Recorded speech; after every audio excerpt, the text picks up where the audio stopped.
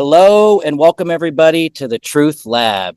I'm your host, Alex Landry. Today's episode 23, and our special guest, his name is John Bush, and he's with the Live Free Academy. How you doing, John? And I love your hat. That's from Joel Salatin, right? Yeah, I'm doing great. We actually did our last Land Summit at Joel's Polyface Farm. This is a shirt from Land Summit 4, maybe. So yeah, big fans of Joel's. Awesome. Well, let's get into it. I know you said you only have like 45 minutes. So normally the Truth Lab, I like to give an opportunity for guests to share their truth-seeking journey, how Okay. it started, how it's progressing, where they see it going. But I know you also want to cover a webinar. And I was just kind of looking forward to connecting with you as well, too. So I thought this would be a good opportunity. I don't think you really know about me. I don't really know about you. So here we are, brother. Right on. What are you in a food forest there? Yeah, basically. Most of everything I've grown here, I've grown from seed. Cool. Yeah, I've been into permaculture for quite a while. Oh yeah, looks like it's thriving. Thanks, man. I'm here in Florida, so I'm near the Tampa Bay area. So it's definitely, it's doing well, but obviously it's ready for the longer days and mainly that. So, but thank you. I appreciate it. There's a few plants I've traded um, with others or have purchased and stuff, but they're primarily old fruit trees. And right next to me is kind of like my little seedling area germination station. So I love your background, man, but I love to kind of get outside and, be surrounded by the food forest. Yeah, that's a cool little spot. It's inspiring. Thanks, man. So how would you like to start? Do you want to talk about your webinar, or would you like to talk about your truth-seeking journey? Yeah, sure. I mean, I could give an introduction to how I kind of got involved in this whole freedom space, if you'd like. That would be fantastic, man. So I woke up, quote unquote, in 2002 after catching some documentaries and stuff about 9/11. I was a 9/11 truther early on, like super early on. And this is definitely a different ball game talking conspiracies back then. Now conspiracies are kind of mainstream.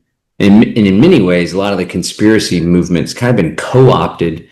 Like if we can't shut down the truth getting out, why don't we see if we can manipulate it and have it be our version of the anti-establishment? That's what I think is taking place on Twitter in large part. But woke up, became an anti-war activist, and the parallels between the Bush wars and regime change in the Middle East and what's happening right now with Trump and Venezuela and the propaganda that's been used to sell both illegal invasion, war, skirmish, intervention, whatever you want to call it, is just really pretty thought-provoking. And it's also interesting to see how many people are kind of buying it hook, line, and sinker and falling for the same propaganda. We're going to be greeted as liberators, and we had to get this dictator out of there, and it's a quick and easy operation, and mission accomplished. Anyway, got involved in politics, started learning about the U.S. Constitution, had a reverence for the Bill of Rights, learned about the good Dr. Ron Paul in 2007, and campaigned for him pretty extensively in Austin, Texas. Went to the Republican convention in Texas and was trying to bring the party back to its roots, but then saw how corrupt that was. And then started becoming dissatisfied with politics, but still involved. Knew that maybe we should get out of the federal game and we can have the most impact locally. So we started a political action committee called Texans for Accountable Government. That was around for like 10 years, past my tenure, but we did all sorts of activism at the local and state level. We were pushing back on the police state and surveillance state in large part. And we had these victories, or at least what seemed like victories. But in reality, I came to realize we were simply slowing the growth of tyranny. We weren't creating more freedom. We were just spinning our wheels, banging our head against the wall. And this is when I started exploring alternatives and learned about agorism, which is revolutionary market anarchism. It's this idea that if we want to create freedom, we should take responsibility for creating freedom into our own hands, not try to lobby politicians or get bills passed or expect the voting population to do the right thing. we should create parallel institutions.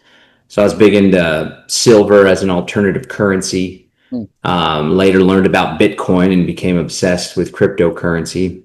And along the way, started co-founded the Freedom Cell Network with Derek Bros, which is a decentralized organization to help people create greater freedom in their lives. Started Live Free Academy. That's my company. We do online courses, webinars, in-person events. We focus on helping people to exit and build. So you exit the system and you build new systems, specifically in the areas of counter economy, which is part of agorism. That's basically trading outside the system, under the table financial activity, using alternative currencies, entrepreneurship, alternative investments.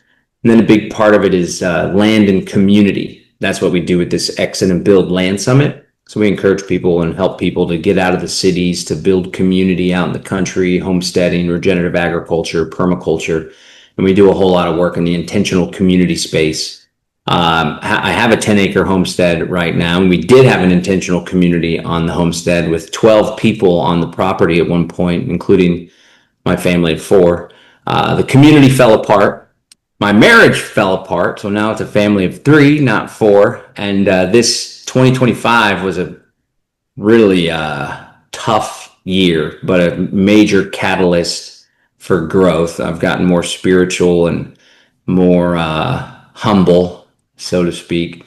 I don't know if I sounded humble just sharing all of that stuff. I've done a whole lot, but I've learned a whole lot. I've learned what works, and more importantly, I've learned what doesn't work when it comes to living a good life, success, relationships, and also creating freedom. More lately, I've been focused on this whole private realm thing, like building in the private with common law trusts and private membership associations. That's what we have this webinar coming up about. But yeah, been in the game for over 2 decades. I guess, shoot, almost 24 years now. So more than half of my adult life, I've been doing freedom, truth, outside the system kind of stuff. And that's given me perspective and patience on the process. That's a bit about me, what I'm all about. Love it, man. There's been a theme with these TruthLab episodes because I've had Curtis Stone on and a lot of similarities. And then Yeah, Cynthia, Curtis is great. you know about Cynthia Tina? She's the last. Oh yeah. Uh-huh. Yeah, she spoke at almost every single one of our Land Summit events. She's big intentional community lady. She's awesome. Yeah, and I really want to get her fiance on, Nathan, if you know about him, I because haven't met him yet, but I hear they're getting married. So that's yeah, awesome. because as I've been a true seeker, a big part of understanding where we are is understanding how vision works. And I'm not sure about you. I don't wear glasses, and so it's so random. It really is like how I discovered him, and I don't know if him and Cynthia were together back then, but I really enjoy everything you just shared about your true seeking journey because it really comes back to solutions, really. And I guess so. What's that word? Agape, or what would you say? Agorism. Agorism. Yeah, because I'm sure you've read The Most Dangerous Superstition, Larkin Rose, right? Uh-huh. Uh-huh. Jones Plantation. I don't know if he even mentions that word. No, he actually did a video about agorism, Okay. kind of pushing back on it, or maybe I don't know. He likes to debate and argue quite a bit. That Larkin, and he's a great intellectual thinker. His whole thing is more like, if we want to create freedom, we got to get people to stop believing in the authority of government, and I'm totally hip to that. But it's also like, okay, well, that's one thing, but then what? How are we going to organize ourselves? How are we going to trade amongst ourselves? Even if we reject government, there's still this corrupt, fraudulent financial system, and I highly doubt we're going to get a substantial amount of people to reject government to the point where government will go away. So how can we create freedom in an unfree world, to borrow from the Harry Brown book? But yeah, the agorism thing, it's more of a strategy. It's a libertarian philosophy, but it's also a strategy as in a means to the end. What end? Creating a free society. And I think it was first communicated in the late 80s, maybe in the mid 80s, by this guy named Samuel Edward Konkin III, and he wrote a book called The Libertarian Manifesto, more of a pamphlet. And I actually have a first edition copy, which is cool. Usually it's on my desk, but I just moved to a new place. But he was fed up with the Libertarian Party, because they were just spinning their wheels. They were watering down their message to try to appear more moderate and conservative to try to get more votes. And he was like, if we want to create freedom, we got to have a consistency between the means and the ends. The ends being freedom, a free society. We can't use statist means, government, politics, voting, to achieve free ends, to achieve libertarian ends. And he has this great line, which is something people can apply in their day-to-day lives. He said, the way that we create the free society is the consistent application of the philosophy of liberty. That's how the philosophy of libertarianism came about in the first place. It's a consistent philosophical approach. So it's like, if we think initiating violence is wrong, then in order to be consistent with that ethic, we need to apply it not just to private people, but to public officials, government, law enforcement alike. That's, free markets and self-ownership kind of stems from this. It all stems from self-ownership, really. And so just the same, consistently apply these ethics. Well, let's consistently apply our strategy to creating greater freedom. And that whole counter economy thing I was talking about, that's a big part of agorism, building in the counter economy, parallel economies outside the system. And when I learned about it, it was like, oh, well, I actually learned about that before I learned about Bitcoin and started trading with silver coins and stuff like that. It's the perfect tool for counter economics. Bitcoin less so than Monero and privacy coins, because Bitcoin has a transparent blockchain. But yeah, my whole adult life has just been about what can we do to create greater freedom. I tried the protesting, I tried the politics. We were actually pretty good at politics and got stuff done at the local level, even though they called us loony libertarians and a faux organization in the local press. We would lobby and we would have ordinances and resolutions passed. But it was like, what are we even doing? It's just going to be a nonstop game of catch up. The government is so far advanced when it comes to controlling people and bureaucracy. And then you add to that all this surveillance and police state, income tax, business licenses. That's just like old school style tyranny. Now, after COVID, we have the threat of technocracy, which is technocracy is a system of governance. It was first iterated in the early 20th century because there was a lot of intellectuals and scientists, and they were like fed up with government and capitalism. Also, they're like, we've gotten into this Great Depression, these global wars. This system isn't working. We need to have a system of governance where experts and technology governs the people. And so, I don't know, I think it was probably a sinister conspiracy from the get-go, but they seemingly had, let's try something different. Well, now that same system is resurfacing in the form of the Great Reset from the World Economic Forum, and all these global institutions are pushing technocracy. And then, interestingly enough, people think Trump is some kind of free, where people thought, I hope they still don't think that, many people still do. Worship syndrome. Yeah, Trump worship syndrome for sure, and Trump derangement syndrome. And how can we even have a conversation about this if everyone's just calling each other names and not even thinking objectively? But Trump is actually accelerating technocracy with the people that he's surrounding himself with, and the artificial intelligence and surveillance and biometric surveillance. And it's the same old game as it always been. So under the guise, if we don't do it, then China will be superior to us. That's the argument with the AI and everything, for sure. Also, if we didn't do that, then China or Russia. What do you say to that? I don't want to go off topic here, but when people, make topic now, that it's kind of like, hey, if this didn't happen in Venezuela, then China or Russia. You get what I'm saying? So what's kind of your response to that? Because I kind of feel like what can be the response to that, really? I'm glad you asked, because I kind of like, as far as I'm very strategic, and I teach strategy. A lot of people leave out the whole strategy. How do we get from here to there? And they're just like, let's do stuff or whatever. But I kind of was like, I have some ideas to share, and we're implementing these ideas and testing them out. And so like my role is to focus on solutions and exit and build. And I kind of abandoned commentary and Let me teach people libertarianism and let's talk about global geopolitics and stuff. But since the Venezuela thing happened, and I see everybody just being so ignorant and all these stupid arguments and blah, blah, blah, I'm like, I want to get back in the game. I got something to say about it. Because for the longest time, I spent, a decade researching geopolitics and learning about blowback and Chalmers Johnson and the Middle East and foreign intervention and roundtable groups and About the greater United Nations carving up, the Rothschild empire, creating the Rothschild family, creating Israel and the Balfour Declaration, blah, blah, blah, blah, blah. Anyway, it's a classic game, regional hegemony.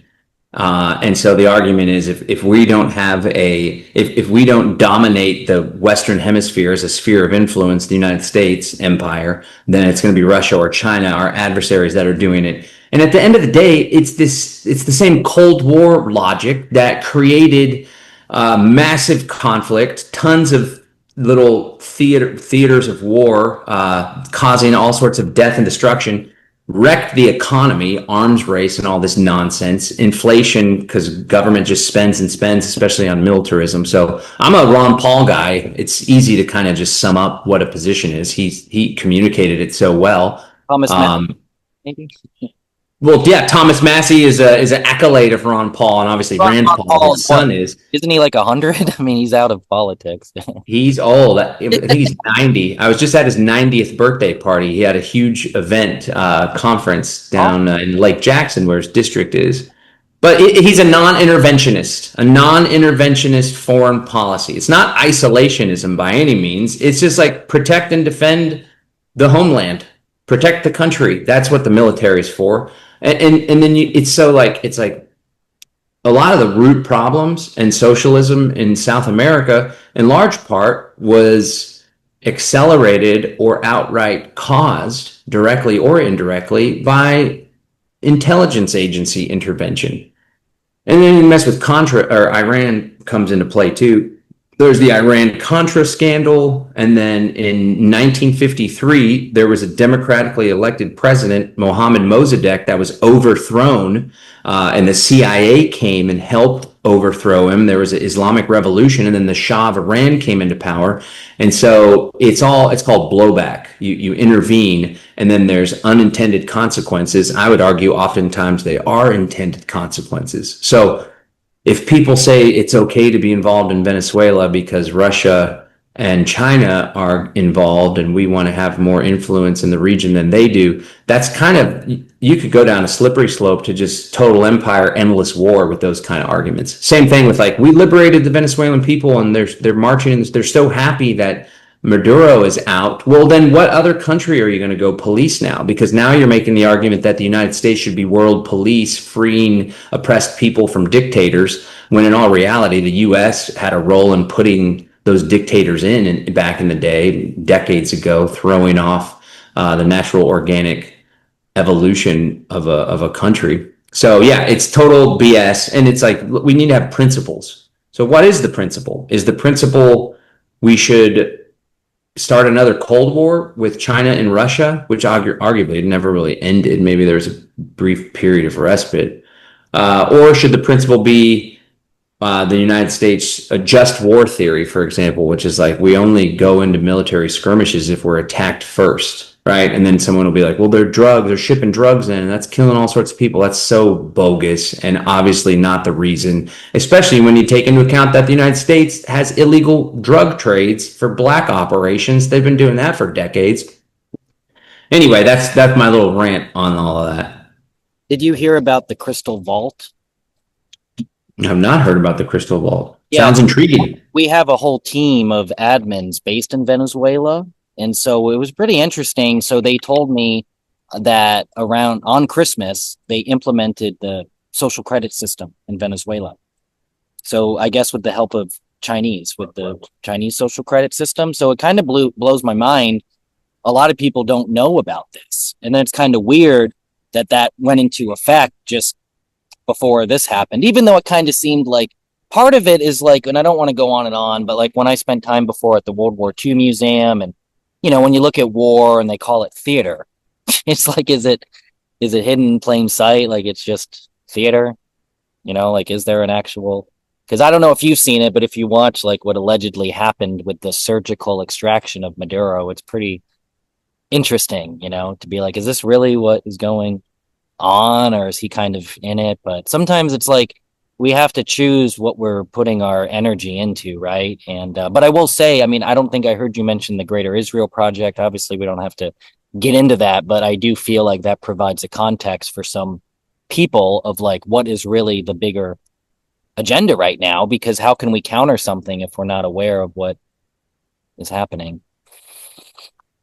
Yeah, I hear you, and it is a like, what should we put our attention on? And there's so many rabbit holes to go down. I find it fascinating in some ways. I hate to say this because it's such a big deal, but it's kind of entertaining and like a hobby, I guess, to chat about this stuff and debate it. At the end of the day, we need to be focusing our attention on improving our lives, getting closer to God, having strong relationships with our loved ones, and building the world that we all desire, because government's going to government the predator class. That's what I call this whole New World Order thing. Got it from Derek Bros. The predator class. They're going to continue to manipulate world events and institute their control systems. But it is fascinating. And I mean, the more you kind of decouple yourself from putting faith in the system and politicians, the less relevant it is. Because you're just like, especially if you understand the agenda. Ultimately, the agenda can be summed up in a global totalitarian technocratic dictatorship. That's been the agenda for decades, if not centuries. And now the technology exists to really implement a system like this. And many of these actors that are really pulling the strings, they go beyond loyalty to a nation state. They're trying to create a total control paradigm so those in power can stay in power indefinitely. So yeah, but I mean, this year, last year, and the year before were huge wake up calls about just how powerful Israel is in world events and the United States government. And then you see all the stuff happening with, it's like so easy to arrest Maduro, but then there's all these criminal pedophiles that were associated with Epstein that are walking free, and total cover up job going, and Trump's deeply involved with it and completely covering it up. It's just such a fraud. I hope at least it'll serve the purpose for people to, like Larkin Rose says, just no longer give any authority to government. It's an illegitimate institution. It's working exactly as it was intended to operate. It was never about protecting life, liberty, and property. There's platitudes about that, but even the founding fathers were oppressive when it comes to people's, I don't like to use the word oppressive, it sounds so leftist socialist, but I mean, come on, there were very few people that actually had a right to vote. There were very few people that had any influence over government whatsoever. It was all white men, property owners, and the government was created by a bunch of lawyers and industry tycoons, and there's all sorts of history there too. Nonetheless, it's the best experiment for freedom that's ever been created, and I'm grateful to live in the US, but I don't know, I'm kind of rambling now. Yeah, it's just, to be honest, man, it becomes such a shit show with Freemasonry and all of that and secret societies, so that's why solutions are so important. But really, I mean, have you connected with Mark Gober? I've interviewed him before. Do you know about Mark Gober? Uh-huh. Yep. I met him through Alex Zek at Confluence and hung out a couple times here in Austin. I think he's here local. Do you have Austin's a great place to have be. any thoughts on an alternative cosmology than the mainstream? Because sometimes, like I've learned, at least through the Thrive movement, Foster Gamble, sometimes the most important thing we can focus on is our worldview, because our energy, our thoughts are all an extension of our worldview. So if people believe they live on a planet that has a circumference of 24,901 miles, that the sun is 93 million miles away, like there's actual like consequences to believing things that may or may not be true. So at least Mark, he kind of lays out like all the falsification of all of this. And it's pretty interesting, man. Like I don't even know why people have to have these types of conversations. But I'm not sure like if you've read Mark's books, or if you subscribe to the heliocentric model, if you'd say that's your worldview, if you think Earth is a planet and it's the third from the sun, and if you believe the sun is 93 million miles away and somehow the sun's just perfectly 400 times bigger. 400 times, further away than the moon. And so, anyways, man, I don't want to go on and on, but I haven't read Mark's book, no, but oh man, yeah, I hear there's a lot of buzz about it, so I should probably pick that up. But no, I don't have an opinion either way on whether the Earth is a globe shape or it's flat. And it's one of those things too, like you said, your worldview has mass consequences on your life. What difference would it make at the end of the day? makes all the difference because people shouldn't have lies in their subconscious mind. Yeah, I know, but practically speaking, if we were existing on a flat plane, how would besides knowing that it's a lie? Because Well, there's plenty of lies that people know that they believe. Some people believe all of the lies. Have been told a bunch of lies and saw through many of them, and presumably there's many lies that I still haven't seen through. But practically speaking, like the lie that government has authority over you and you should do everything government says because what the government says to do is what's good or bad, something like that. I can see that having a practical impact. But whether the earth is flat or round, but it's what besides the lie, not just what that. what It's compounded because I was going to ask your opinion on nukes because I come from a perspective it's a hoax. There are no nuclear weapons. So there's a lot to it. It's not about flat or globe. It's about, is the sun local? Is the moon local? Is the earth in the center of the universe? The mainstream view is called the Copernican principle, which basically promotes nihilism, that earth is not in a significant position in the cosmos. So all of this comes back to God, where basically flat earth proves that, God is real and it's in the mathematics of everything. And it helps us be more connected to nature, our world. And like one could say, like, we're not actually like developed until we can actually like have clarity with where we are right now. It's kind of like, it's kind of, so it's not about that. I mean, obviously it's not flat, it's topographical. There's mountains, there's valleys, sure. so It's on. just But not a globe. it's Yeah, but kind of, there's other paths to God.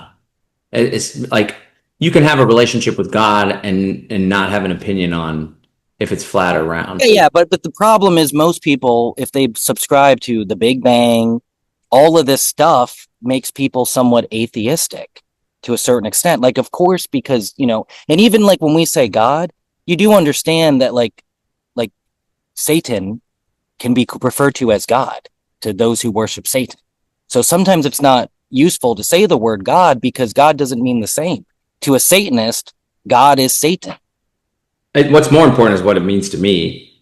Yeah, yeah. But I'm saying, but that's how sometimes people get tricked. Like certain Christians, I would argue, and I'm Christian, but the problem is, for all they know, they're actually worshiping Satan.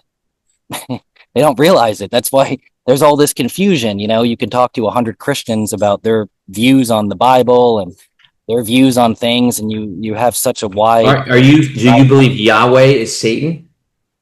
Because Um, that's a theory that some throw out. yeah. I mean, the thing is, I man, guess some of the Gnostics thought that too. I try not to even focus on that. I try to think like Bucky Fuller, like all about solutions and the idea that like, what was Jesus's religion, or the idea of just trying to behave like Jesus. And it's like, if my Good intent start. is to behave like Jesus, it's like that's what my focus is on. But the thing, Yeah. some argue that the heliocentric model is somewhat satanic, and like if you're going to live in that world, you're going to be bound by like the control of that, because it matters. Because what if our world is 10 times larger than we've been led to believe it is? Some Or are people, you going to go visit that 10x location? well, it's the idea, man. It's kind of like aliens. Some people believe in aliens, but what if really the advanced civilizations are somewhat like beyond our known world? It's almost like we've been living in a type of a Truman show of like the globe. We've definitely been Trumaned out, Yeah. but from a variety of things. I guess I never saw the flat earth thing as a necessary element for leading a fulfilled spiritual life and knowing God. I'm not a big fan of the flat earth thing. It's one of those things too, like a bunch of people get hung up on the virus, no virus. I assume you're a no virus guy, right? Alex Zach and a lot of folks are too. Terrain theory. I mean, Terrain theory versus germ theory, yes.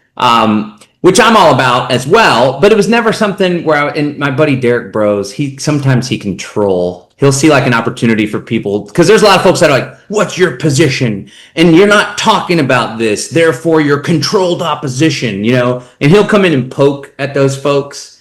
But he was kind of like pushing back here and there. But he was like, I don't have a position. I haven't researched it to the point where I can confidently say this is what I believe to be the truth. And that's my thing with the germ theory versus terrain theory. If I was forced to pick, I would probably say the germ theory is full of shit and terrain theory, but I've had experiences, sickness, yada yada yada, blah blah blah, that caused some doubt that I would need to overcome. I don't find it to be a priority. Same thing with the flat earth, heliocentric, round globe, whatever paradigm that people are arguing about. It's one of those things where I'm like, I honestly don't know. And it's primarily because I haven't devoted enough time to convince myself. Whereas like back in the day, I put in all the time to really firmly be able to say that 9/11 was carried out by criminal elements within our own government. Or I can really firmly Well, say, think it's about, yeah, think about how much time you've spent investigating 9/11. And honestly, because of people like Mark Gober, he can make like the whole understanding that there is no heliocentrism, there is no spinning globe. He makes it so easy because he's great at synthesizing. So like I've actually read all 7 of his books or I've listened to them on Audible.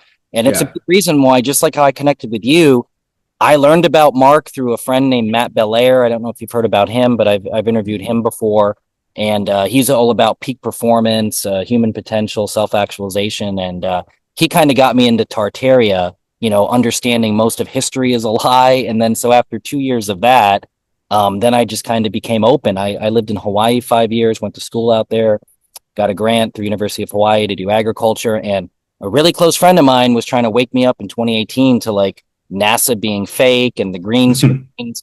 And I worked with an astrophysicist, Nassim Haramein, out in Kauai. And I don't know if you've heard of him, but so it's very interesting. So I'm just saying, man, from a friend telling me in 2018, to look into NASA, like the green screens and things like that. It took me like probably 6, 7 years. And then I launched the TruthLab interviewing Flat Earth Dave because I was a health freedom lobbyist in 2021 for National Health Federation. And our federal lobbyist, who I helped hire when I was on our board of governors, he mentored me. We had a lot of synchronicity. He's a Kundalini yoga teacher. I practice a lot of Kundalini yoga. And during 2023, he did like over 100 interviews. His most watched interview was Flat Earth Dave. So finally, he kept encouraging me, to watch that interview. I did. So then I took this subject seriously.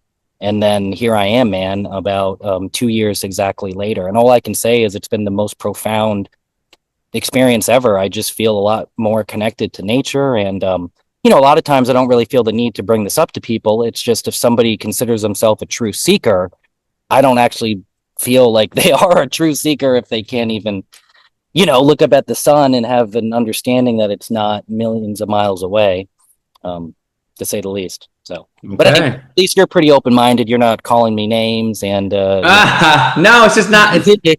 It's not my thing. It's just, I mean, the root of it, I wouldn't do that deep dive research on 9/11 again. Just like I'm not very interested in doing a deep dive research on whether the Earth is flat or a globe, because again, I get it if somebody is completely 110% believing everything that the authorities tell them. And then this is a means of cracking them out of that. For example, this is their red pill, and they've never taken the red pill before.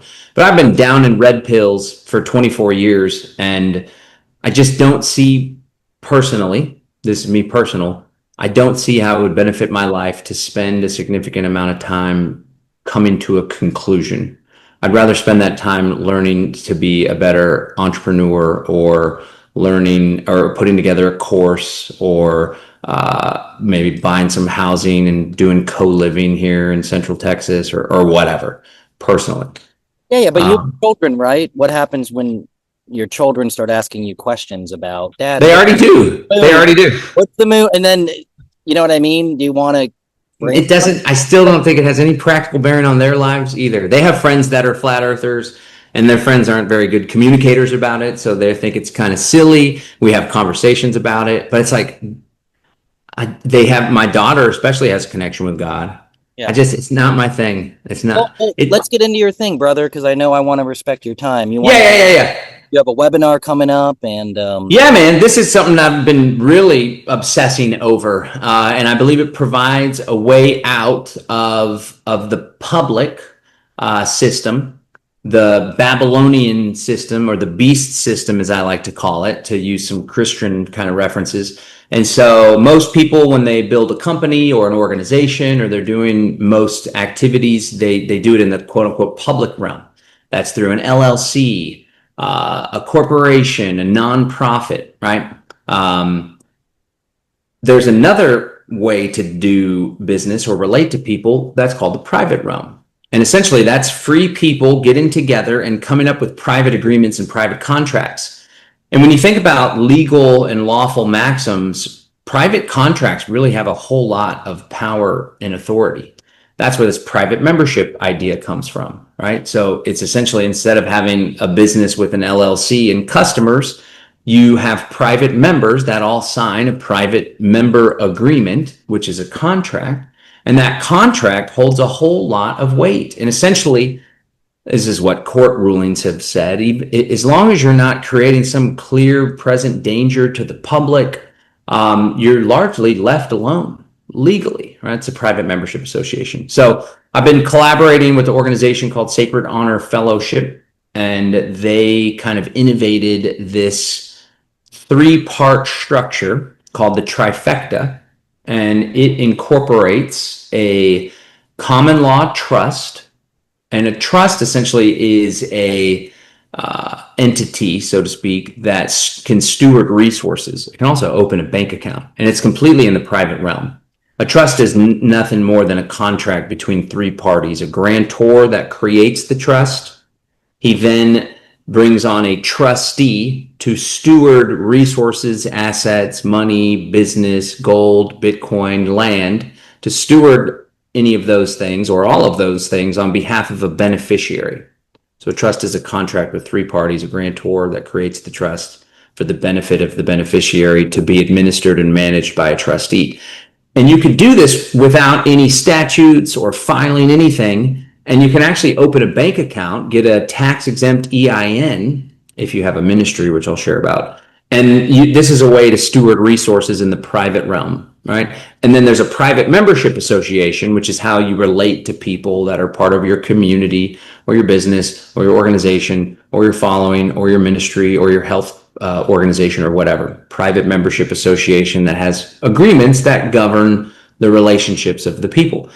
And then if you do all of this under the spiritual protection of a ministry, not only does this help you to align with your divine purpose, with the God-given gifts that you've given the world, but it also comes with legal protections, separation of church and state, for example. And in the United States, especially, this type of organization and ministry is automatically exempted from income tax. It's actually a tax exception. It's an exception to the Internal Revenue Code.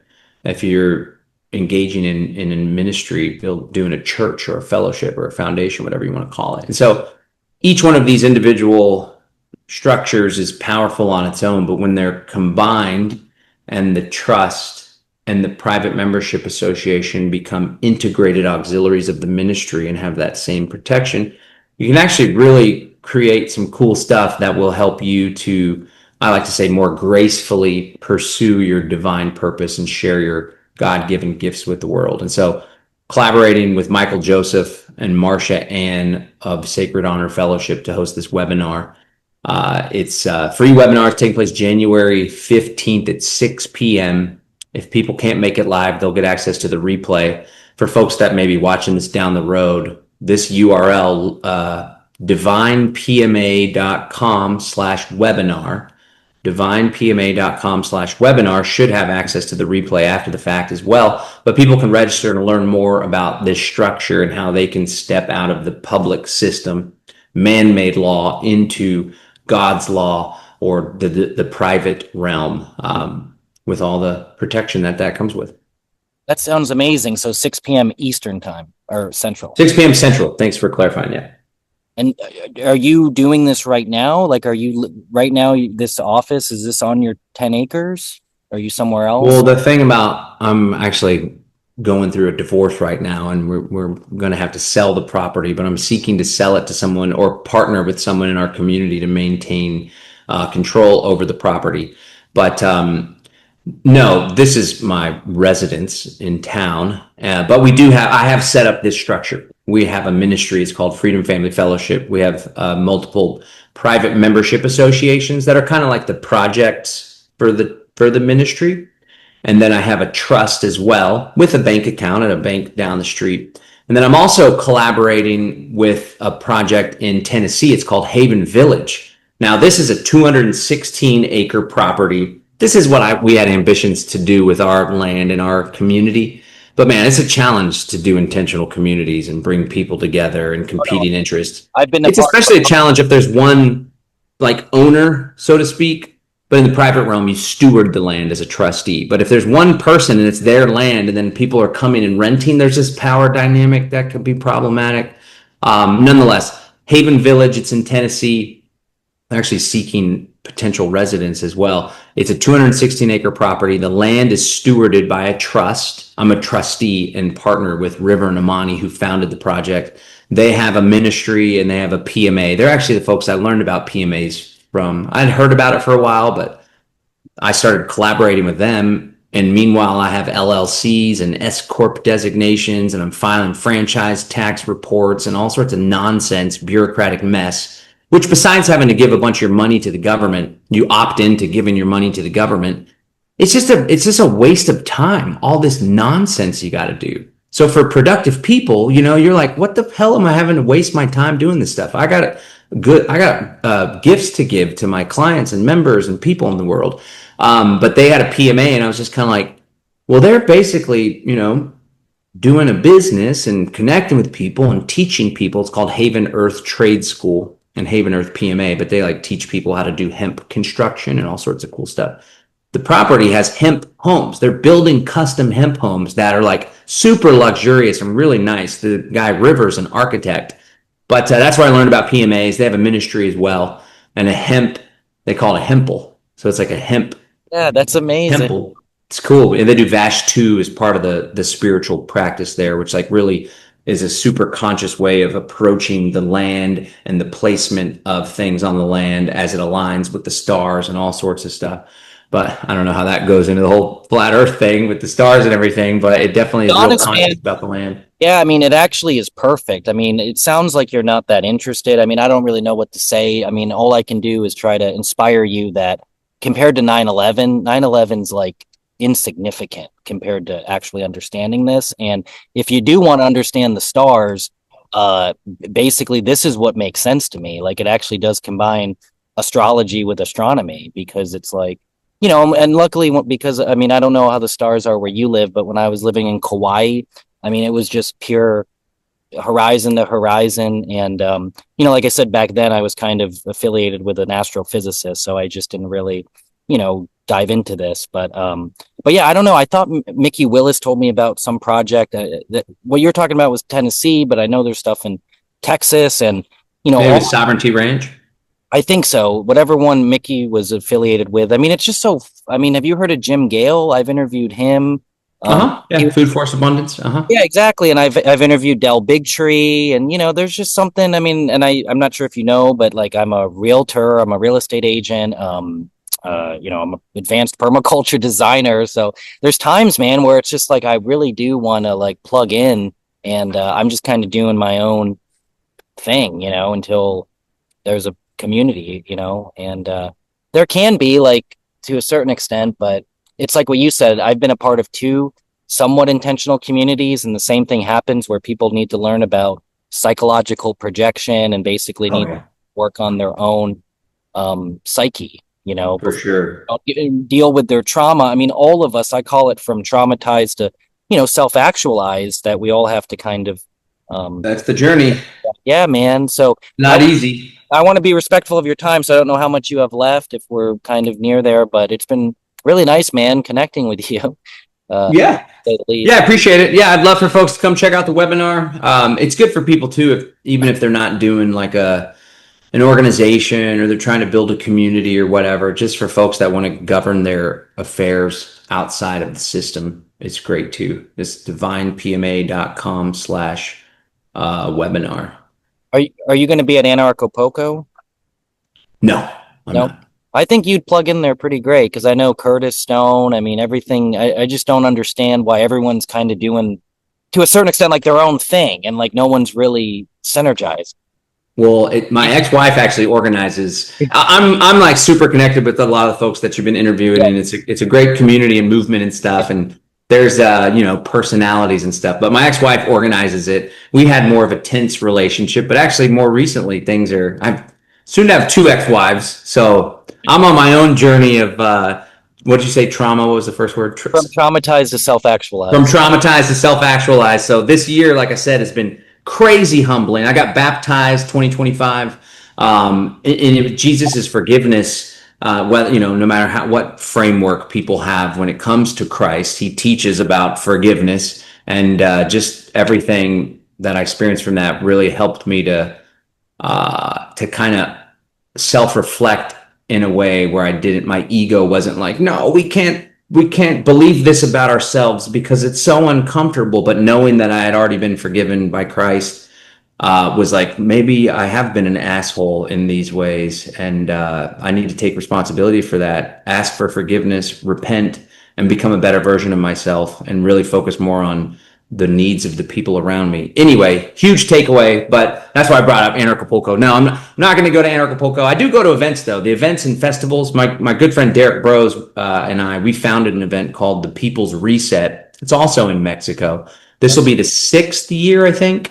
There was one in the UK. We used to simulcast it in Texas and Mexico. So it was one event with an audience of 300 in Texas, an audience of 300 or so in Mexico, and then the speakers would take turns on each stage, which was pretty cool. And the speaker in Texas would be broadcast to Mexico. That's coming up in the end of January, early February. But yeah, both events are super great. If people want to join us for the People's Reset, it's thegreaterreset.org is the website. All right, man. Well, I'm definitely going to do some research into you, bro, because this was kind of like here we are. But I look forward to staying in touch with you. And thank you so much for your time today. And I really appreciate it. And I'm going to do my best to make your webinar. And I encourage everybody tuned into this as well. And I'm going to have this on YouTube. So luckily I try to Cool. not push the envelope too much. I don't think we went too far out there with, I think YouTube's kind of gotten a little more soft on banning stuff, thankfully. Yeah, I mean, sometimes there is that argument where they're just trying to collect data on the resistance, like who. Welcome. I know, man. I hope maybe they'll learn something. I feel the same way. But thank you so much, man, for being such a great, light in the world and all the solutions. I really appreciate it a lot. So Yeah, man. Nice to meet you. have a great rest of your day, brother. Peace. Bye. Thanks for Bye. tuning in, everybody, into the Truth Lab.